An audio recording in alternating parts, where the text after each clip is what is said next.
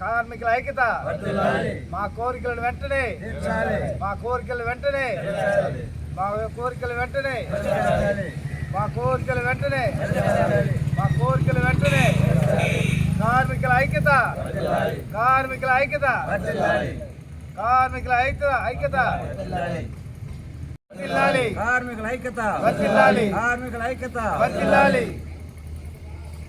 జిందాబాద్ TNTC జిందాబాద్ TNTC జిందాబాద్ కార్మికుల ఐక్యత వర్ధిల్లాలి కార్మికుల ఐక్యత వర్ధిల్లాలి కార్మికుల ఐక్యత వర్ధిల్లాలి కార్మికుల ఐక్యత వర్ధిల్లాలి యాజమాన్య మొండి వైఖరి నశించాలి యాజమాన్య మొండి వైఖరి నశించాలి యాజమాన్య మొండి వైఖరి నశించాలి యాజమాన్య మొండి వైఖరి నశించాలి కార్మికుల ఐక్యత వర్ధిల్లాలి కార్మికుల ఐక్యత వర్ధిల్లాలి కార్మికుల ఐక్యత వర్ధిల్లాలి కార్మికుల ఐక్యత వర్ధిల్లాలి కార్మికుల ఐక్యత టీఎన్టీసీ జిందాబాద్ టీఎన్టీసీ జిందాబాద్ టీఎన్టీసీ జిందాబాద్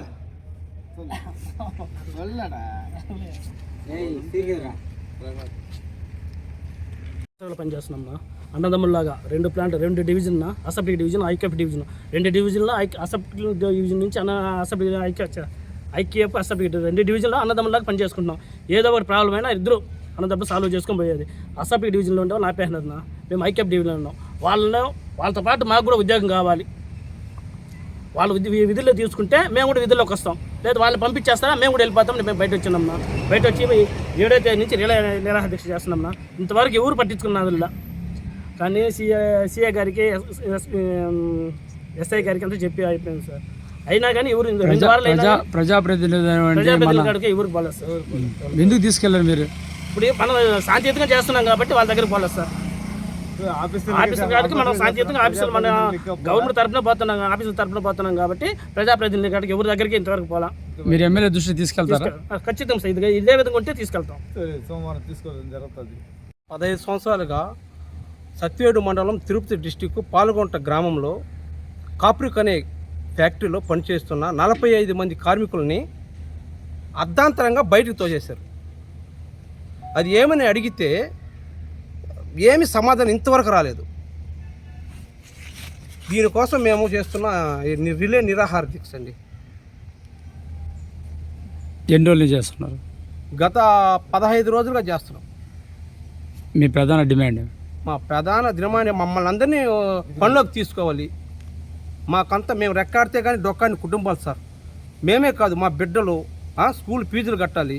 కొంతమందికి ఇంతవరకు జీతాలు కూడా ఇవ్వలేదు. వాళ్ళు ఎలా బతకాలి చెప్పండి? ఈ ప్రభుత్వము 15 రోజులుగా ఒక కార్మికులు ఇంత అవస్థలు పడతారు, మా గురించి పట్టించుకోరా? అసలు మాకే బాధగా ఉండదు. మేము ఇండియాలో పుట్టామా లేకపోతే పాకిస్తాన్లో పుట్టామా చెప్పండి? మేము ఎవరు సార్? మేము ఇండియన్సే కదా. 15 రోజులుగా మేము ఇంత కష్టపడుతున్నాము, మా గురించి ఒక్కరు కూడా వచ్చి మా గురించి అడగరా? చెప్పండి సార్.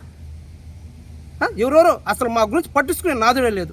ఎమ్మెల్యే దృష్టి తీసుకెళ్ళినారా? ఎమ్మెల్యే దృష్టిగా? ఎమ్మెల్యేకి తెలియదా? పేపర్లో రోజు అసలు వచ్చి అడగొచ్చు కదా.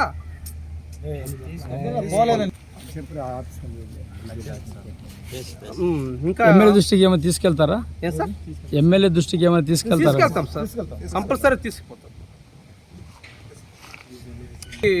వృత్తి కల్పించాలి, న్యాయం జరగాలి. ఒక్కొక్కరికి 25 సంవత్సరాలు 18 సంవత్సరాలు అంత సర్వీస్ ఉన్నది సార్. ఇప్పుడు 2 డివిజన్లు అంటున్నారు, IQF division separate, aseptic division separate అంటారు. ఒకే యూనియన్ అప్పుడు అసెప్టిక్ వాళ్ళకి అన్యాయం జరిగినప్పుడు ఐక్యూఎఫ్ వాళ్ళు కూడా వాళ్ళకి మద్దతు పలకాలా వద్దా చెప్పండి? ఎండి ఒక్కరే అంటున్నారు, పక్క పక్కనే కంపెనీలు ఉన్నాయి. అది సపరేట్ డివిజన్, ఇది సపరేట్ డివిజన్ అంటే ఎలా సార్? హెచ్ఆర్ ఒక్కరే, ఆఫీస్ స్టాఫ్ ఒక్కరే, అన్నిటికీ ఒక్కరే అయినప్పుడు శాలరీ అందరికీ ఒకేసారి జరిగినప్పుడు అది సపరేట్ ఇది సపరేట్ ఎలా అవుతుంది? తీసుకోవాలని చెప్తున్నాం సార్. మాకు శాలరీ రాని వాళ్ళకంతా శాలరీ ఇవ్వాలి. వాళ్ళు చాలా కష్టాలు పడుతున్నారు, విధులకు తీసుకోవాలి.